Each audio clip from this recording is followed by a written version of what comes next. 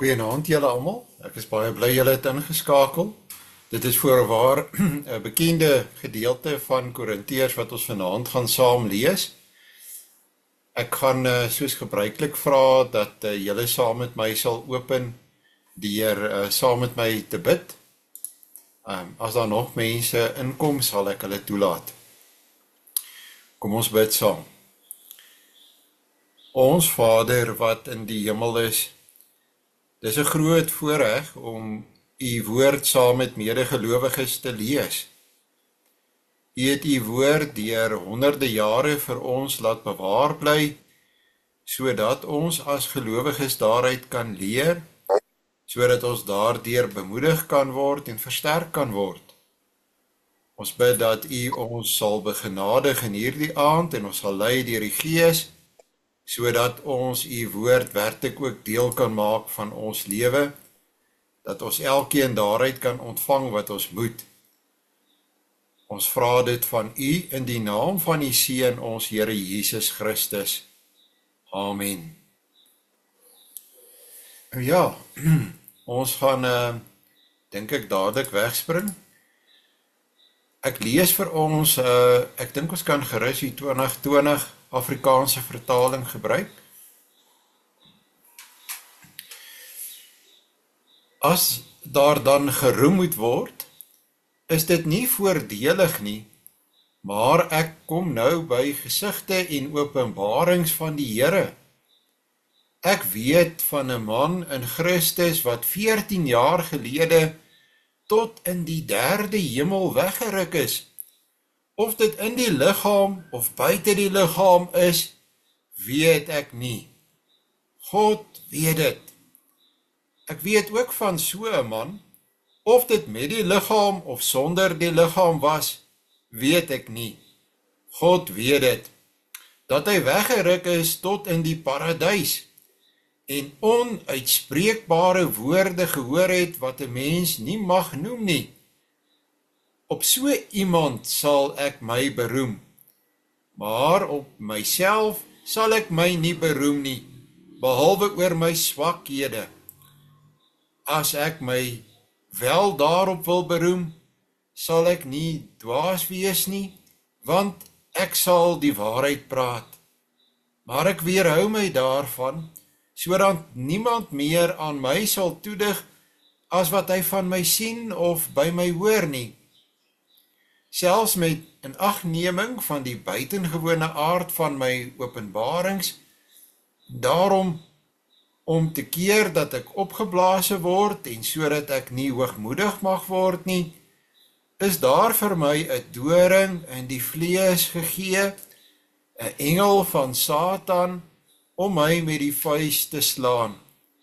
Hieroor het ek die Here 3 maal gesmeek, dat dit van my moet wyk. Maar hy het vir my gesê, my genade is vir jou genoeg, want my krag word in swakheid volbring. Daarom sal ek my baie liewer op my swakhede beroem, sodat Christus se krag my kan beskut. Terwille van Christus verheug ek my in die swakhede, beledigings, ontberings, vervolgings en benoudhede. Want wanneer ek swak is, juis dan is ek sterk. Ek het soos 'n dwaas opgetree, julle het my daartoe gedwing, want ek moet eintlik deur julle aanbeveel gewees het, omdat ek geensins agtergestaan het by die sogenaamde superapostels nie, al is ek ook niks. Tot so ver. Eintlik kan ons net so ver gaan, soos vers 10. Nou, ons kyk hier na 'n gedeelte, 'n ander gedeelte wat ek vir julle wil vertoon.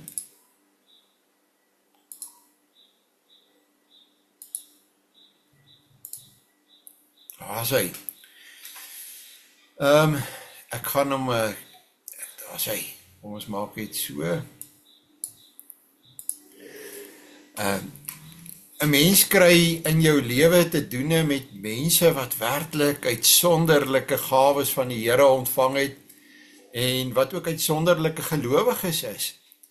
En dit dwing by ons groot bewondering af.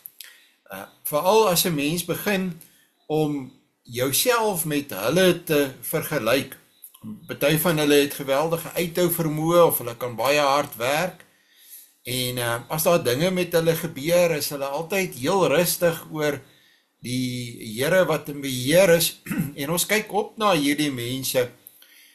Ons ken hulle as mense wat skynbaar op soveel terreine gaan dit met hulle goed en hulle behaal sukses. Hulle het 'n wonderlike huwelik, of hulle dra alleen wees met besondere geloofskrag. Ons almal het sulke mense na wie ons opkyk. Nou bring dit 'n mens by die punt dat jy vir jouself afvra, maar wie is ek? As ek my moet vergelyk met mense soos daardie, dan voel ek baie keer minderwaardig teenoor hulle. En dit voel vir my, ek kan nie met hulle saam praat of met hulle vergelyk nie. Ek uit die hart van die saak, en jy wil ook die Here dien. Ons het hom ook lief, maar ons moet dalk nie altyd ons met ander mense vergelyk nie. Die Here loop met elkeen van ons, dink ek, 'n unieke pad. 'n Mens moet dus eintlik maar heeltemal rustig raak en tevrede raak met die pad wat die Here vir jou gegee het. 'n Mens moet wel vir jouself die vraag afvra: wie is ek voor Christus? As God na my kyk en ek glo uit vir elkeen van ons sy lewe het hy 'n beplanning. Wie is ek? Hoe kyk hy na my? Wat sien hy by my? Wat wil hy met my bereik? En dan, God wil met ons swakhede en met Christus se krag in ons werk. Dit is wat Paulus ons leer in hierdie eerste 10 verse van 2 Korintiërs hoofstuk 12. Nou, ek het gedink, 'n mens kan dit in 3 deel. Daar is in hierdie verse sprake van geloofservaring wat God gee, swakhede, ek dink dit moet ek net reg maak, swakhede, en God hanteer die. Ek sal nie altyd sê dat God die swakhede vir ons gee nie, maar hy bestuur dit in ons lewe, en dan gee hy ook aan ons genade. God maak ons sterk. Natuurlik kan dit ook wees dat God ons juis 'n bepaalde swakheid gee, omdat hy ons wil bewaar daarvan, soos met die apostel Paulus, dat ons hoogmoedig raak. Maar wat ek bedoel met swakhede, neem byvoorbeeld ook die voorbeeld van die mense wat die Here Jesus genees het. Baie van hulle se swakhede en hulle probleme wat hulle in hulle lewe gehad het, was as gevolg van dalk ander redes hoekom hulle dit gehad het. Goed, maar in die lewe van 'n gelowige werk dit uit die aard van die saak anderste. Kan ek alles aanvaar en kan ek dit dra en kan ek dit sien as God kan dit gebruik. Goed, so Paulus maak melding daarvan dat hy 'n bepaalde geloofservaring gehad het, en ons weet God gee dit. Maar nou moet ons weer net onthou, waar kom Paulus in 2 Korintiërs hoofstuk 12, wat het vooraf gebeur? En ek herinner julle aan die verhouding wat hy gehad het met die Korintiërs.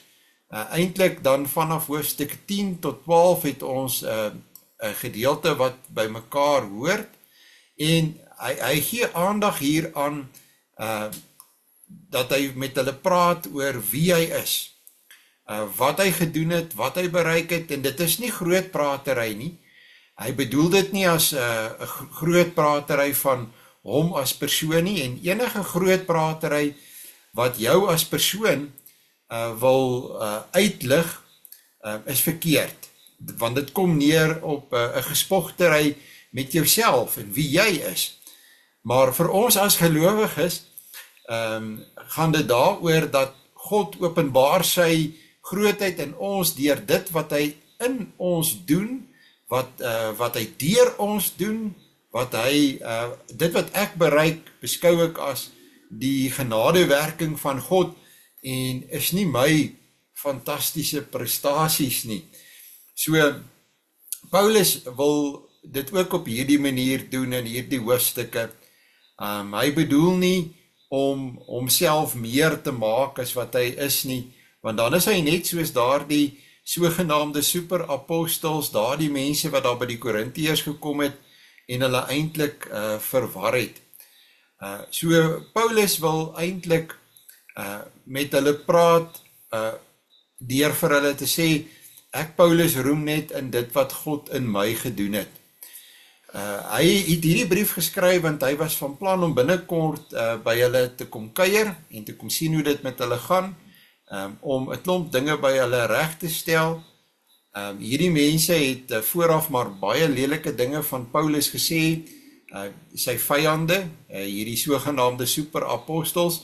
Hy weet daar was 'n geskinder in die gemeente van Korinte oor hom.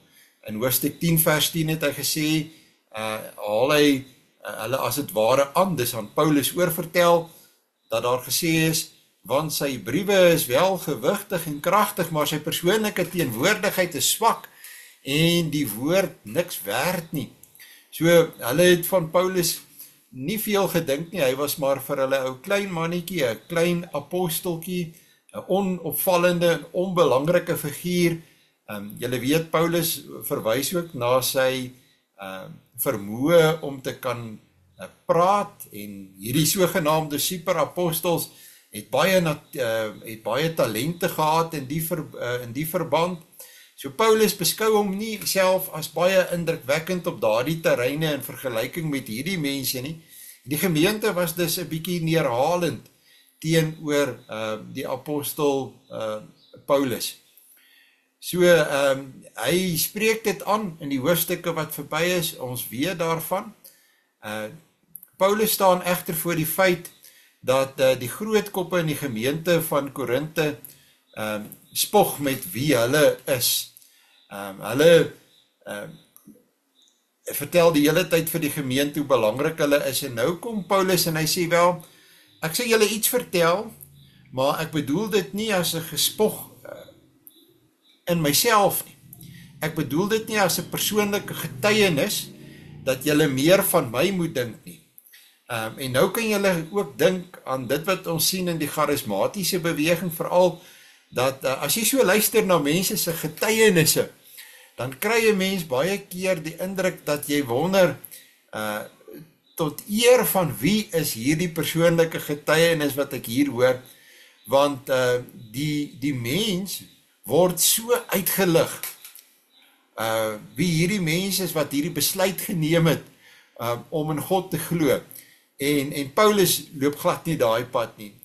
Hy wil hulle iets vertel, wat hy glo min van hulle al beleef het, maar hy doen dit met 'n suiwere bedoeling, en hy begin so, hy sê, en ons weet dit is hy is weggeruk tot in die 3de hemel, tot in die paradys, en het onuitspreeklike woorde gehoor.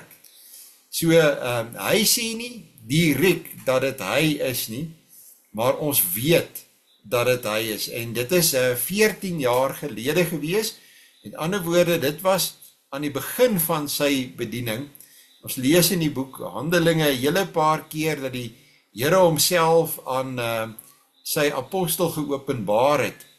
'n Stem in 'n lig uit die hemel, toe die Here hom geroep het op pad na Damaskus toe, en in Galasiërs sê hy dat Christus aan hom die evangelie self geopenbaar het. En nou Galasiërs, weet ons, is een van die oudste briewe van die Nuwe Testament, so dit is heel aan die begin.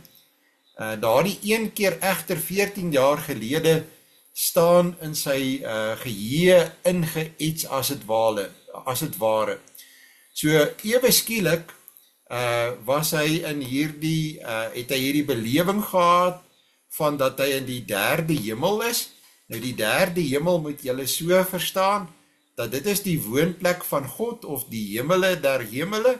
Daarom het die Jode altyd gepraat van Shamayim, en daai uitgang aan die einde is 'n meervoud, wat eintlik sê hemele.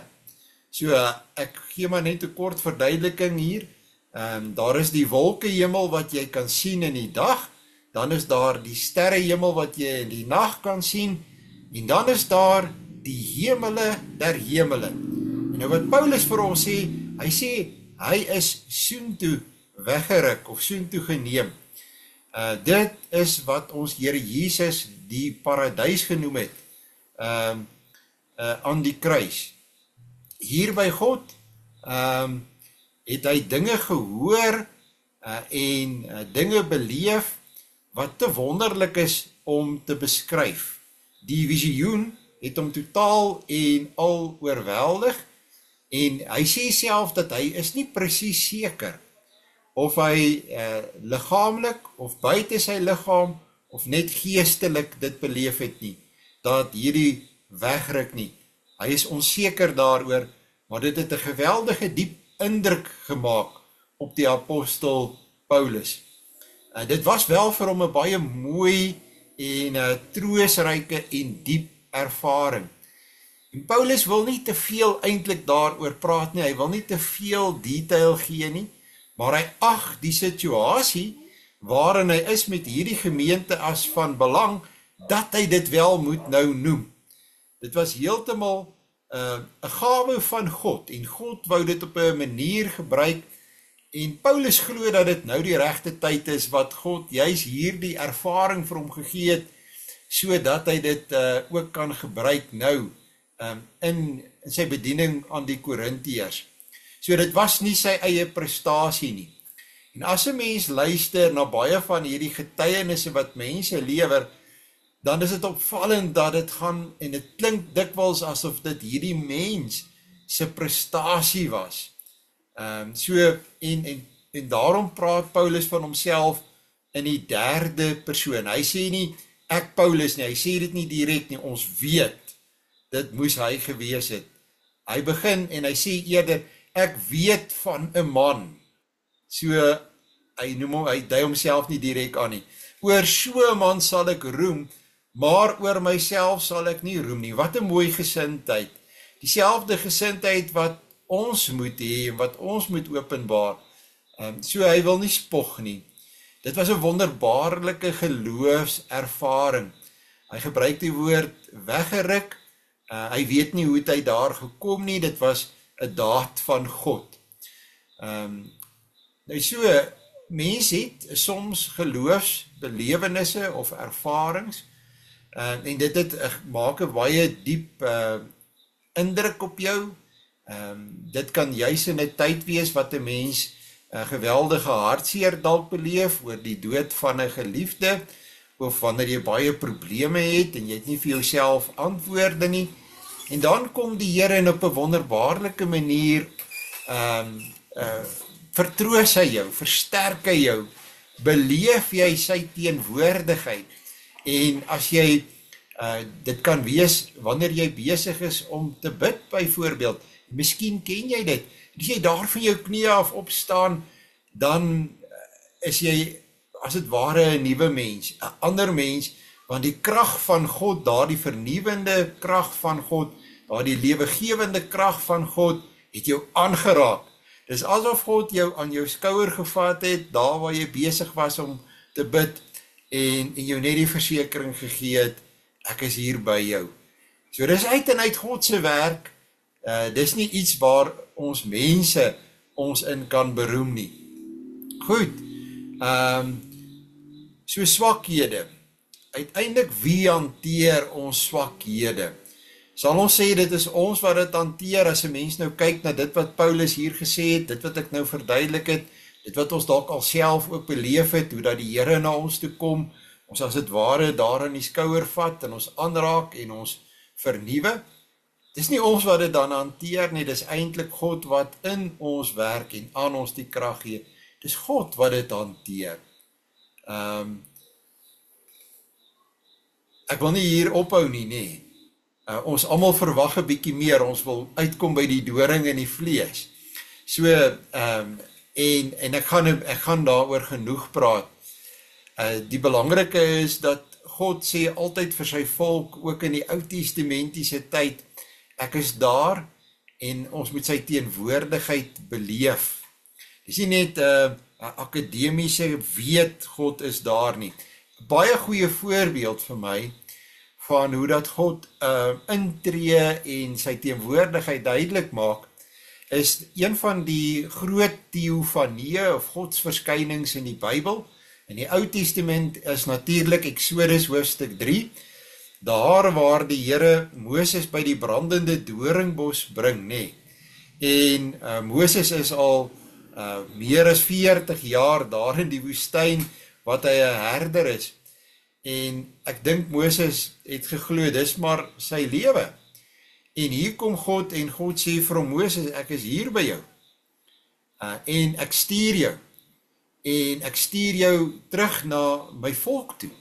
En jy moet vir hulle wat gaan sê. Moses moes in wese vir hulle net gaan sê, God, julle God, is hier, hy is by julle, hy het nie van julle vergeet nie. Hy is die Here, Jahwe, hy is, ek is wat ek is die God van julle vaders, Abraham, Isak en Jakob. En dis so belangrik, wanneer ons krisisse in ons lewe beleef, maak nie saak wat dit mag wees nie, wat swaar kry dit mag wees nie, dat ek daai bewustheid het van die teenwoordigheid van God.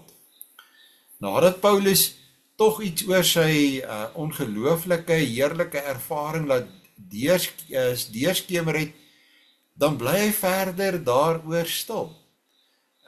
Ek laat dit na, sodat niemand my hoër mag skat, as wat hy van my sien, en wat hy van my hoor nie. Hy praat nie te veel daaroor nie, die punt is gemaak. Kyk maar rustig hoe ek lyk, wie ek vandag is. En in wese moet ons dit ook vir mense kan sê, dat hulle na ons moet kan kyk, wie God ons gemaak het. Ook terugskouend, as 'n mens kyk van waar af jy kom, en hoe dat die Here jou deur daardie krisis gebring het, en hy het dit gedoen deur daardie versekering dat hy by jou is. Dan maak hy melding en hy sê, uiterlik mag dit lyk asof hy sterk is. Onthou julle, waar het ek net nou begin deur te sê, 'n mens kyk na iemand, en dit is so 'n gevaarlike ding om te doen, om iemand uiterlik te beoordeel. Jy mag dink, iemand lyk as 'n gelowige vir jou, formidabel en baie sterk, maar hoe weet ons wat is innerlik in daardie mense lewe aan die gang? Wat is die dinge wat leef in daardie mense hart? En hier maak Paulus vir ons 'n bietjie as het ware sy hart oop. Wat is hy mee besig? Waarmee worstel hy hier in sy hart? En hy kom en hy sê vir ons, God het hom 'n doring in die vlees gegee. 'n engel van die Satan om hom met die vuis te slaan. Nou dadelik wil ek begin, as julle nou vanaand ingeskakel het en julle het gedink, ek het die oplossing, ek het die een of ander eksegetiese ontdekking gemaak van wat is die apostel Paulus se doring in die vlees, dan wil ek vir julle sê, dan gaan julle teleurgesteld wees. En as jy gaan lees oor Paulus se doring in die vlees, dan gaan jy baie met spekulasie te doen kry. Daar's mense wat dink dit was sy oë, daar is mense wat dink dit was epilepsie gewees, of die een of ander sielkundige probleem wat hy gehad het, moontlik depressie. Ag, daar is baie spekulasie oor wat was die doring in Paulus se vlees. Ek wil wel iets sê wat ek ontdek het en wat ek voel belangrik is. Ek dink nie dit is uniek nie. Ek dink dit staan hier voor ons oë geskryf. En ek dink ek het net dit nooit regtig so raak gesien nie. Die woord wat Paulus gebruik vir 'n doring.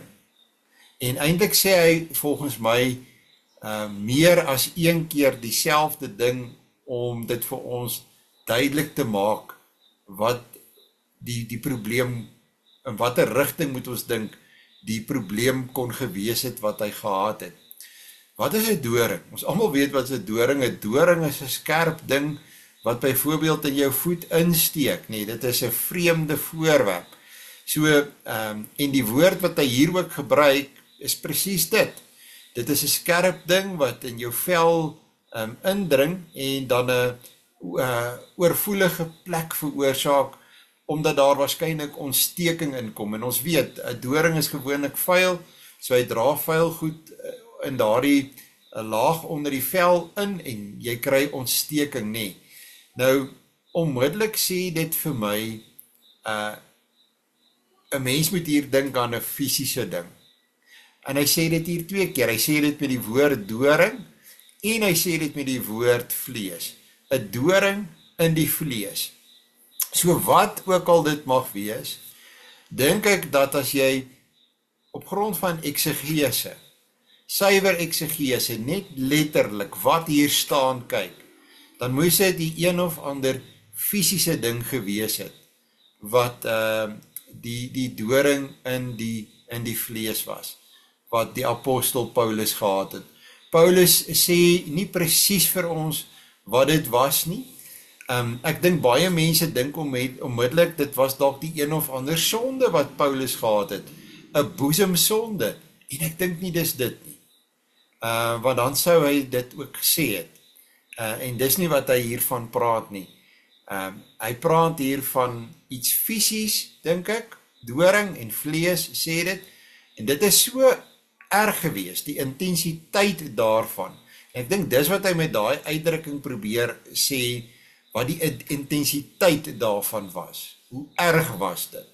Hy sê, hy beskryf dit as 'n engel van die Satan, wat hom as het ware met die vuis slaan.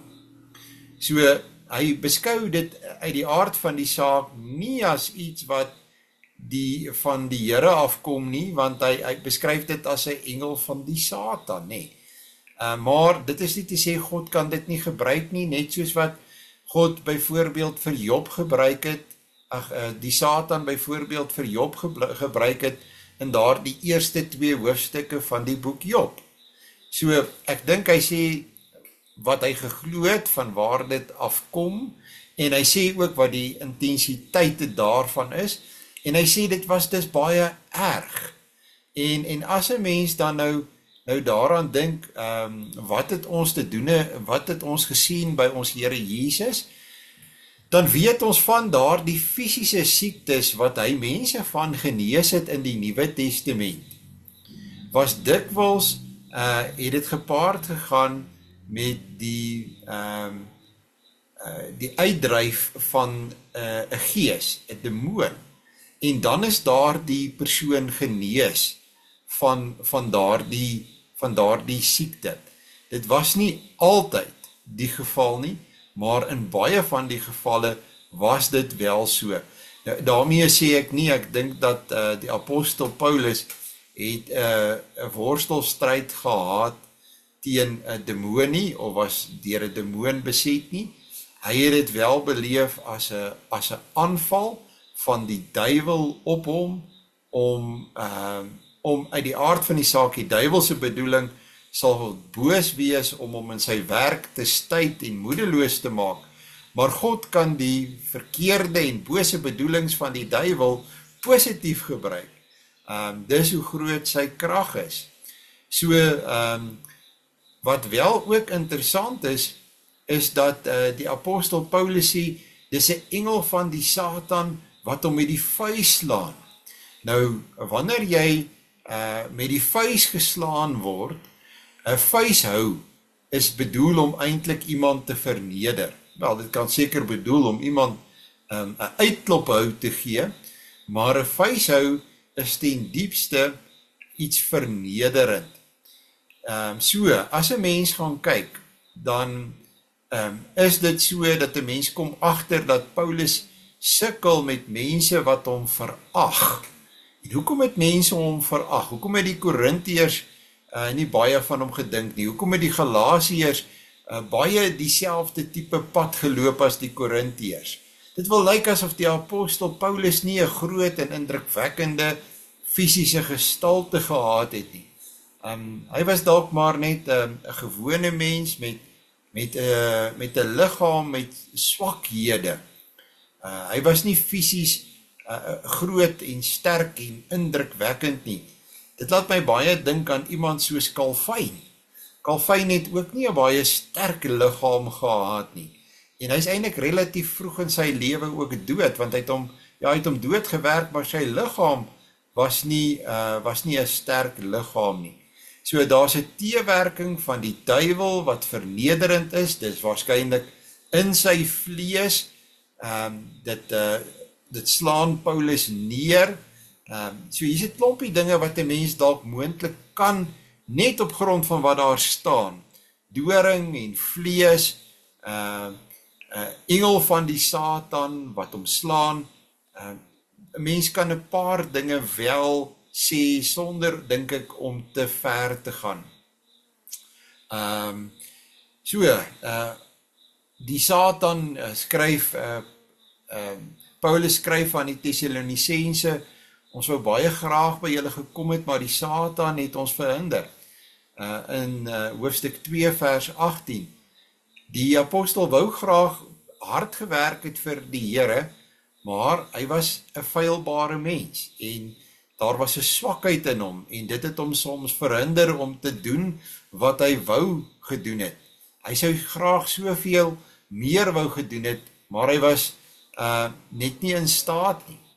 Nou, soos wat ek gesê het, die duiwelse bedoeling sou gewees het om Paulus te breek, om hom te verhoed, om die apostel Paulus te wees. Maar Paulus kan verder kyk as hy kyk na hierdie doring in sy vlees. En nou is dit soos met 'n doring wat 'n mens in jou vlees het, nie, jy kan hom sien. Jy kan gewoonlik sien waar hy sit, want jy kan hom uithaal met 'n naald. En dit is as het ware of Paulus dan ook kyk na hierdie doring in sy vlees, en hy kan vir ons sê, deur 2 Korintiërs hoofstuk 12, ek kon hiervan sin maak. Ek het vir my 'n antwoord gekry. Ek weet die Here is met my, en vandag kan ek verstaan wat die Here hiermee doen. Met hierdie doring wat in hierdie liggaam van my is. In hierdie liggaam van my wat soms vol swakheid is. En hy sê, ek verstaan vandag. En hy beskryf nie die hele pad wat hy geloop het om tot by daardie punt te kom nie. Maar hy verstaan dit is sodat hy hom nie sou verhef nie.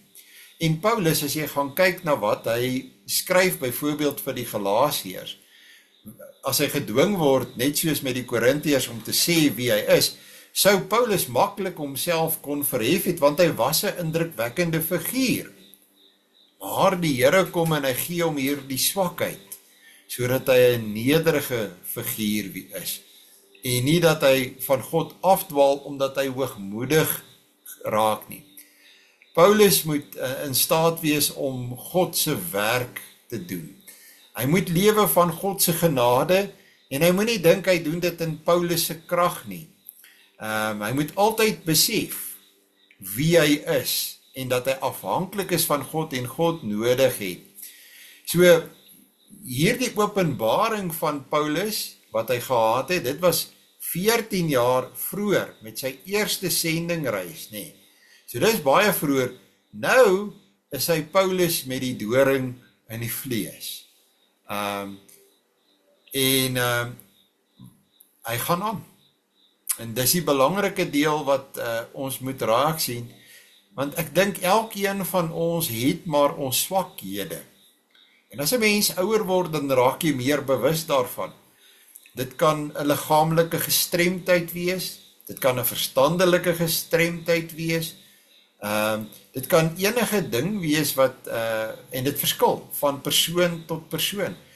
Daar is dinge wat 'n mens aan kan werk en wat jy kan verbeter, maar dit wat Paulus hiervan praat, is nie iets wat jy kan verbeter nie. Dis eerder iets soos 'n gestremdheid, 'n gebrokenheid, waarvoor jy nie mediese hulp kan kry nie, of waarvoor jy nie net 'n pilletjie kan drink en dit verdwyn nie. Dit is iets dieper liggend. En mense kan verskriklik met hierdie goed worstel en vra, waarom? Waarom ek? Waarom moet ek hierdie ding hê?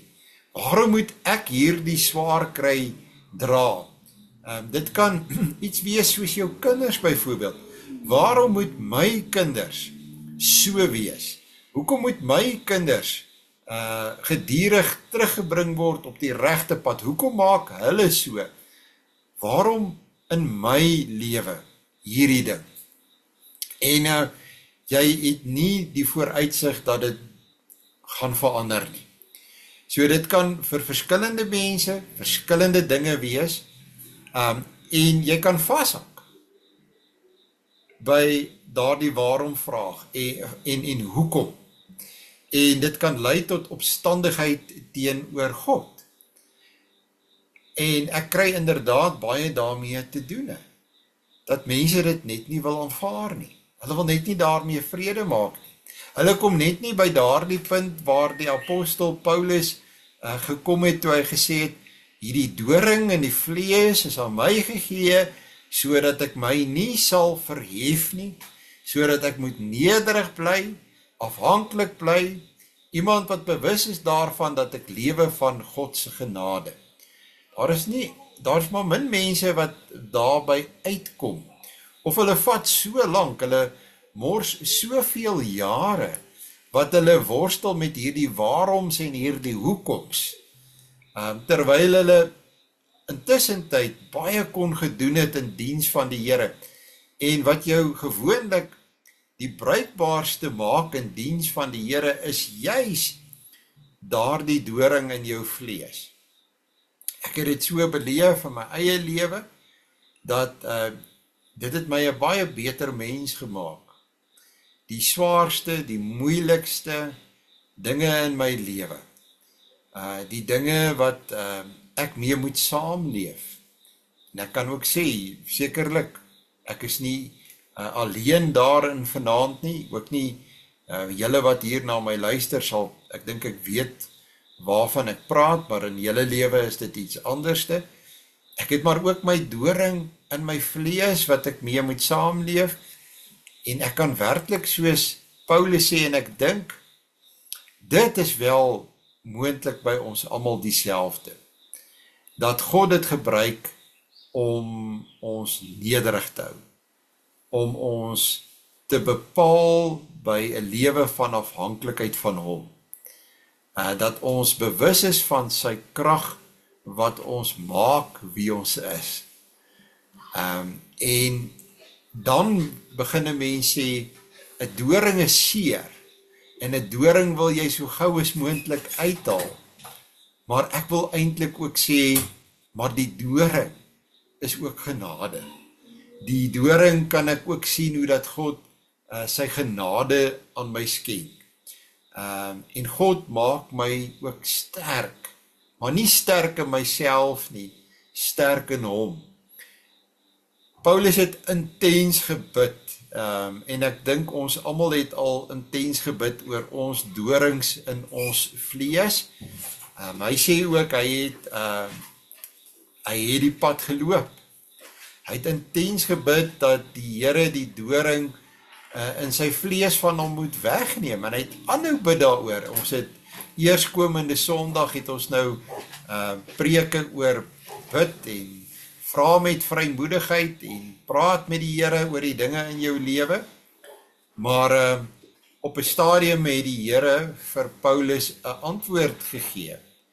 Nou, hy gaan nie daarop in hoe die Here dit gedoen het nie, of dit net 'n oortuiging was nie, of hy dit gelees het in die Bybel en besef het, hier is die antwoord. Ek dink sekere mense uit sekere groepe mag dalk sê, kyk, hier is 'n voorbeeld van die Here het vir Paulus gesê. Dit is sekerlik moontlik dat die Here vir die apostel Paulus kon gesê het, my genade is vir jou genoeg, maar ek is baie versigtig, want ek dink nie dis noodwendig die enigste opsie nie. En ek dink die Here sê nie meer vir mense vandag dinge so direk nie, soos byvoorbeeld dat die wegraping gaan hierdie of daardie datum wees nie. Nie dat ek glo in die wegraping nie. Die rede hoekom ek nog die deur op 'n skreefie oopmaak, dat die Here dit wel vir Paulus kon gesê het, en vir hom 'n antwoord so kon gegee het, is onthou nog, die Nuwe Testament was nog nie klaar geskryf nie. So Paulus het nog nie die ganse woord van God in sy hande gehad, soos wat ek en jy dit het nie.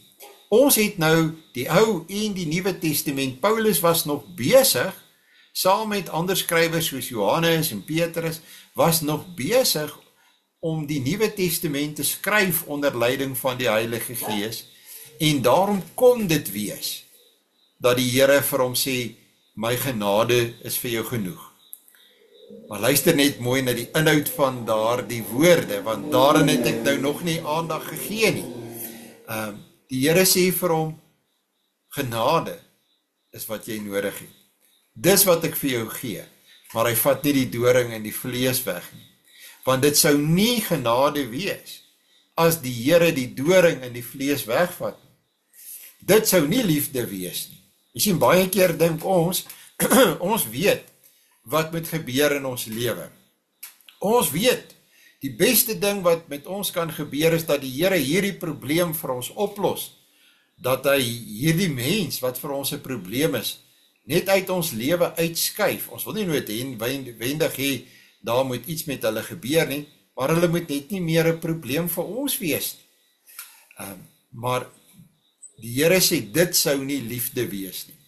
Want 'n sinoniem vir genade is natuurlik die liefde van die Here. So die Here sê eintlik hier vir die apostel Paulus, my liefde is vir jou genoeg, maar my liefde is ook dat die doring in jou vlees bly. En dis 'n moeilike een. Nou, mense is nie altyd reg om dit te hoor nie, of wil dit hoor, of wil dit aanvaar nie. Dat die Here sê, kyk, ek het jou lief, ek het jou baie lief, en juis daarom los ek die doring in jou vlees. So dit is nie dat Paulus se gebede onverhoord gebly het nie. Daardie gebede wat hy so intens gebid het, Here, neem hierdie doring uit my vlees uit weg. Sy gebede is juis verhoor, maar nie op die manier wat Paulus dalk sou gedink het, of selfs wou gehad het nie. En daarom moet 'n mens ook bid, Here, laat U wil geskied, want ek weet nie wat is die beste vir my nie. U is 'n goeie Vader wat ek kan vertrou, en U weet wat is die beste vir my. Daarom, Here, ja, ek het 'n doring in die vlees. As dit U wil is, neem dit van my al weg, maar ek sal ook aanvaar, as dit nie U wil is nie, dat hierdie doring in my vlees moet bly. Kan jy so bid? Want dit is hoe 'n gelowige behoort te bid. En as 'n mens hier lees wat Paulus skryf, sou julle sê dat Paulus het die antwoord aanvaar.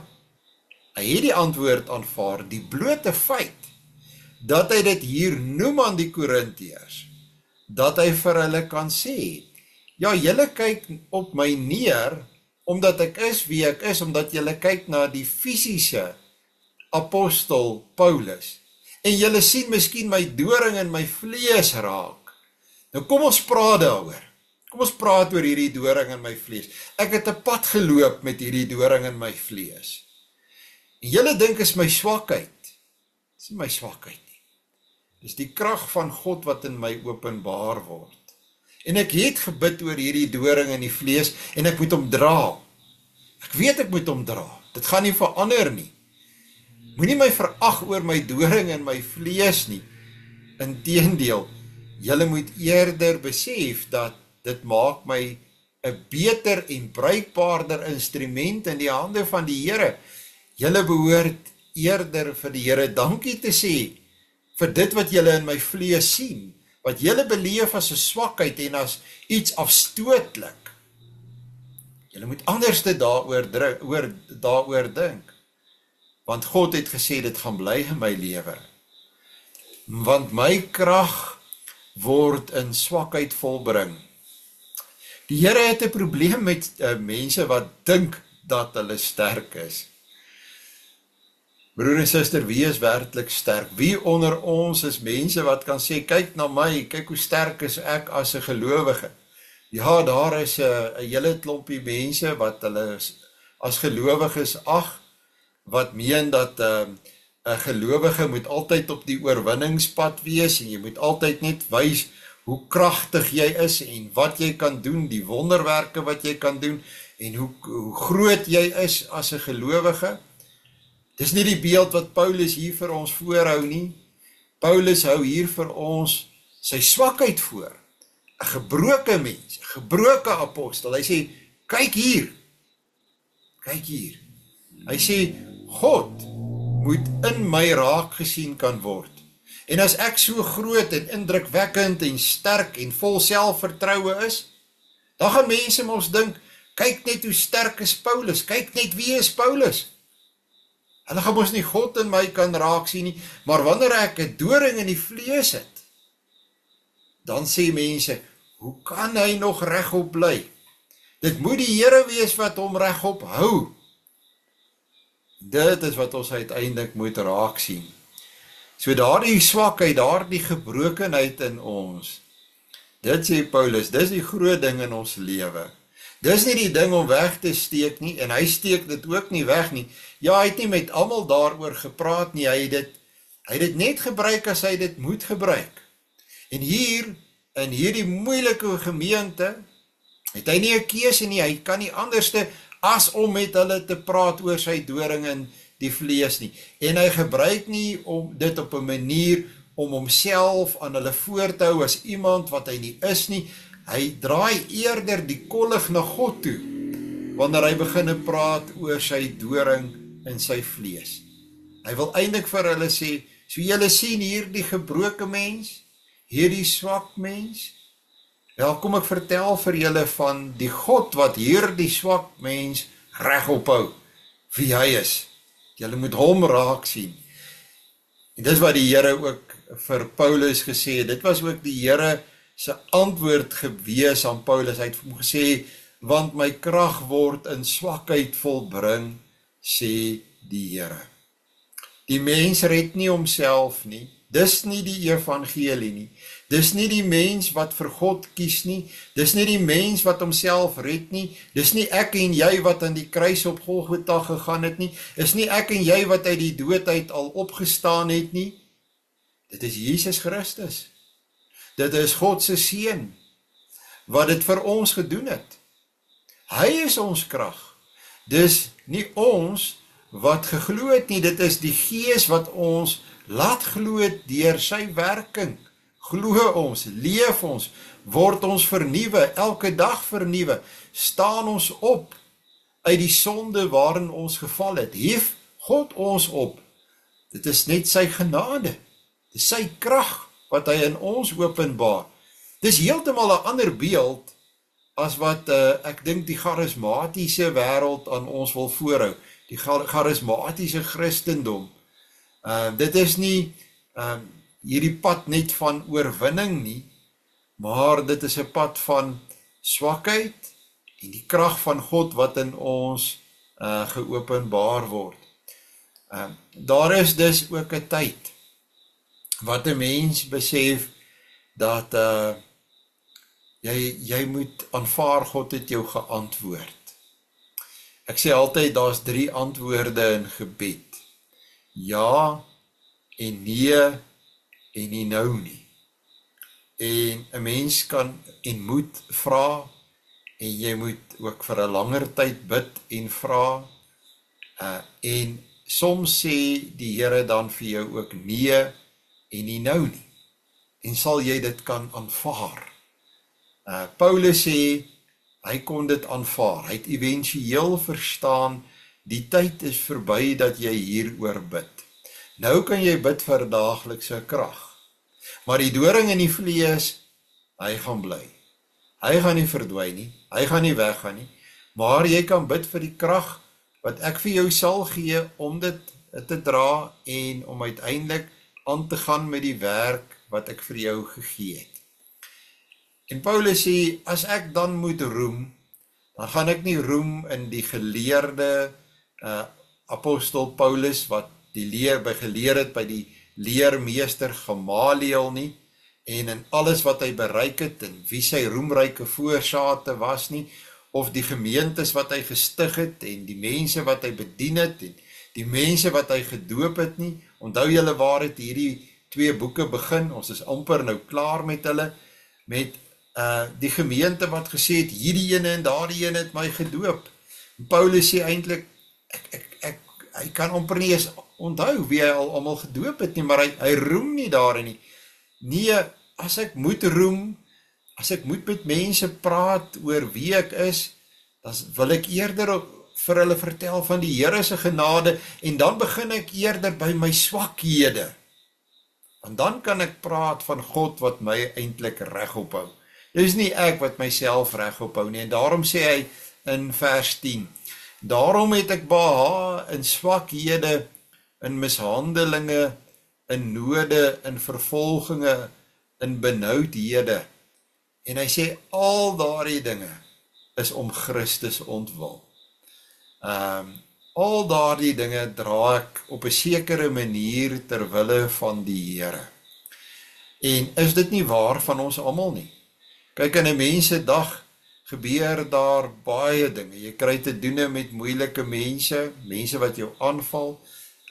Jy kan dalk siek word, jy kan verneder word, jy kan aangeval word, jy kan slegte nuus kry, dit kan finansiële swaar kry wees, dit kan huweliksprobleme wees, dit kan gesins- of familiemoeilikheid wees, of siekte in die gesin of in die familie, en hoe jy dit dra, en hoe jy dit hanteer as 'n gelowige, kan jy dit op so 'n wyse doen, dat jy vir mense wys, ek vertrou op die Here. Ek dra dit as 'n gelowige, want ek wil hierdie swaar kry op so 'n manier dra, dat dit tot eer en verheerliking van God is. So 'n mens moet altyd baie mooi dink oor jou reaksie, voordat jy daarmee begin. Jy wil nie die wonderlike geleentheid van die doring in die vlees, wat hier op jou pad is, of die ding wat besig is om te gebeur, jy wil nie die geleentheid mis, om die Here te verheerlik nie. So jy wil nie te vinnig wees nie, sodat jy kan seker maak, jou reaksie is van so 'n aard, dat God al die eer kan kry. En wanneer mense met jou beginne praat, en jou wil prys, of dit na jou toe wil draai, dat daar wonderlik is, dat jy hierdie ding op so 'n manier kan hanteer, dan moet jy versigtig wees, dat jy nie op die pad gaan, dat jy begin roem in jouself nie, dat jy nie in die slagyster van die duiwel trap, om te roem in jouself nie, maar begin dadelik deur te sê, die eer gee ek aan die Here. Dit is hy, wat hierdie krag gee, sodat ek hierdie dinge kan dra, en ek doen dit ter wille van hom. Want as ek swak is, sê die apostel Paulus, dan is ek sterk. En is dit nie waar nie?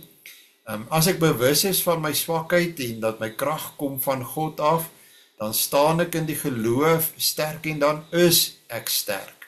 Maak nie saak wat besig is om rondom my te gebeur, of watter storm rondom my woed nie, dan is ek sterk. So hierdie is, ek kan verstaan, dat 2 Korintiërs hoofstuk 12 vers 1 tot 10 vir gelowiges van deur die eeue van onskatbare waarde was, wat die doring in die vlees was, dit weet ons nie, dit sal ek nou maar weer ook vir julle sê, ons weet nie wat dit was nie, maar dat die Here dit ten goeie in Paulus se lewe gebruik het, dit is gewis wel so. Is daar miskien van julle kant af enige vrae of opmerkings of iets wat julle dalk wil byvoeg? Net gou so deur kyk, iemand dalk 'n hand op het. Goed, baie dankie dat julle dan vanaand ingeskakel het. Mag die Here ook aan julle die insig gee, wat hy aan Paulus gegee het. Wanneer julle na julle lewe kyk, en julle die doring in julle vlees dalk raak sien, of die doring in julle lewe raak sien, dat julle ook kan sê, maar die Here is besig om sy genade in my lewe te openbaar, en hy is besig om dit ten goeie in my lewe te gebruik. Mag jy daardie genade ontvang, om dit ook so te kan sien. Kom ons sluit af dan nou met 'n gebed. Bid asseblief saam met my. Ons Vader wat in die hemel is, alhoewel ons mekaar ken, wat hier ingeskakel is, weet ons nie vanaand wat elkeen se doring in die vlees is nie. Ons weet wel, Here, dat U dit op 'n sekere wyse in ons lewe wil gebruik. Ons weet ook nog nie, wat is die pad wat die eindtyd met ons daarmee sal loop nie. Maar wat ons wel weet, en dit het ons baie duidelik gehoor vanaand, en daarvoor kan ons vir U dankie sê, is dat U sal dit ten goeie in ons lewe gebruik. En U sal ons nooit daarmee alleen laat. U sal uiteindelik U krag in ons openbaar. En U sal aan ons ook die genade gee om die doring in die vlees, of wat ook al dit mag wees, te kan hanteer. En ons bid, Here, dat U aan ons dus die sekerheid sal gee van U teenwoordigheid. Ons wil eintlik sê, U liefdevolle teenwoordigheid. En ons kan ook vir U dankie sê vir hierdie gedeelte in die Bybel, en dat U vir ons gewys het dat wanneer hierdie dinge in ons lewe is, dan beteken dit nie dat U ons nie liefhet nie, of dat U besig is om ons te verwerp nie, maar dat ons dieper moet dink en mooier moet luister. Ja, Here, dankie dat ons afhanklik van U kan wees en ook kan weet, U laat ons nooit in die steek nie. Ons bid ons gebed in die naam van U Seun, ons Here Jesus Christus. Amen. Nou ja, baie dankie dat julle vanaand ingeskakel het. Mag die Here julle ook almal dan seën. Môreoggend se Bybelstudie is dan weer die gewone tyd. 'n Mooi en 'n geseënde aand vir julle almal.